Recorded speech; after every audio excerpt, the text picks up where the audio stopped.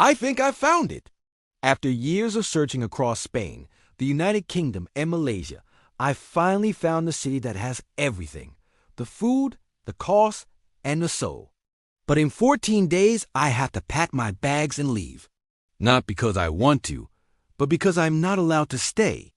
Welcome to the expat heartbreak of Da Nang, Vietnam.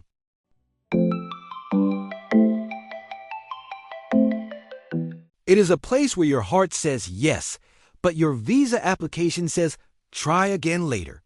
Before we dive into why my soul is currently crying into a bowl of noodles, hit that subscribe button.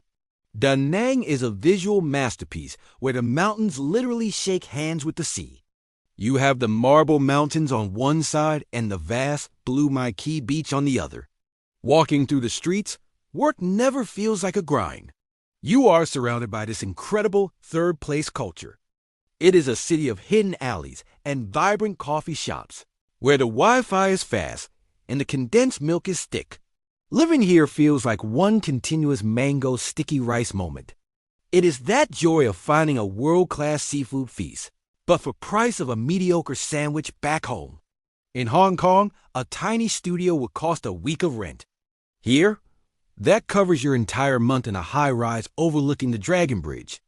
The quality of life is a perfect 10, but the peace of mind is a 0. Because here is where the dream hits the digital wall. The discovery of a coastal soul. We arrived in Da Nang expecting a beach town, but we found a living, breathing pulse. The city is split by the Han River, and it feels like two different worlds. On one side, you have the beach vibes where the sand is your office chair. On the other, you have the bustling city center filled with markets that smell like star anise and grilled pork. The locals greet you with a smile that feels genuine. It is a place where people still gather in the streets to drink tea and talk about the day. We spent hours just wandering through the alleys of the An Thuong area. Every turn was a new discovery, a hidden mural or a tiny shop selling the best salt coffee you have ever tasted. We felt like we had cracked the code to the perfect expat life. Food is the love language. You cannot talk about Da Nang without talking about the food. Every meal is a masterclass in balance. Sweet, sour, salty, and spicy all dancing together in a single bowl.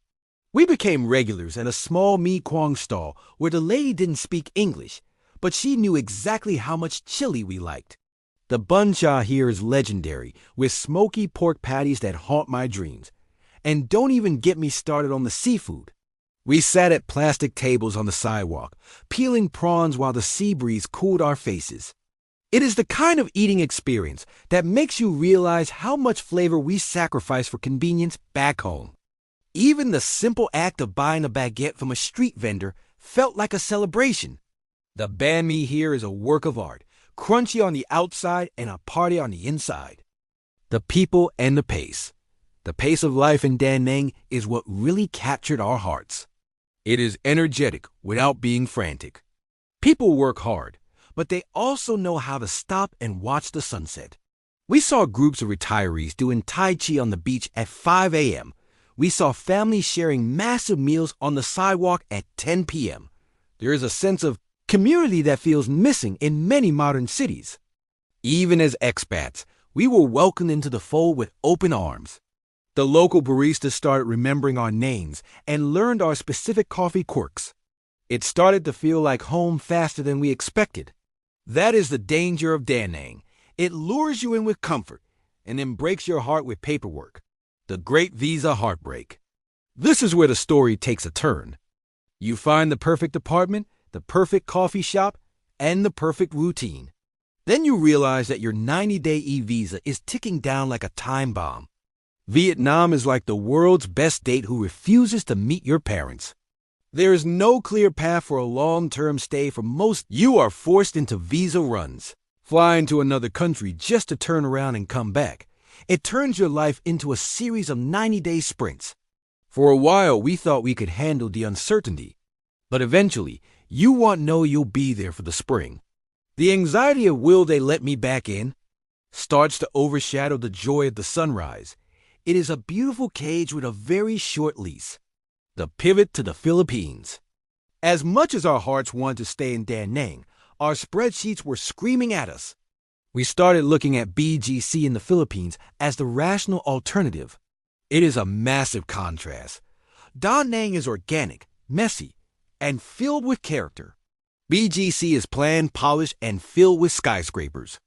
But BGC offers something Vietnam currently does not: stability.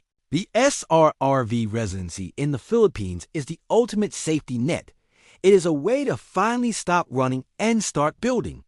So, we made the choice to trade our favorite noodle stall for a permanent residency card. It feels like breaking up with a soulmate, just to marry someone who is really good at taxes. We are heading to Manila to see if we can find a new kind of happiness. One that doesn't expire every 3 months. Final thoughts on a bittersweet departure. Leaving Da Nang feels like leaving a part of ourselves behind. We will miss the Dragon Bridge breathing fire on the weekends.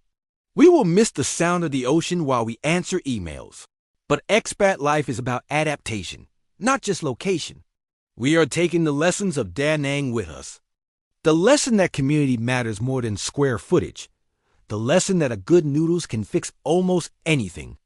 And the lesson that you should always check the visa rules before you fall in love. Da Nang will always be our one that got away. But the journey doesn't end here. It just moves to a different island with a different set of rules. This is the adaptable expat reminding you that a perfect sunset is beautiful, but it is a lot better when you know you stay there to see it tomorrow. The residency permit might be the boring side of the adventure, but it is the crust that holds the banh mi together. See you in the next episode.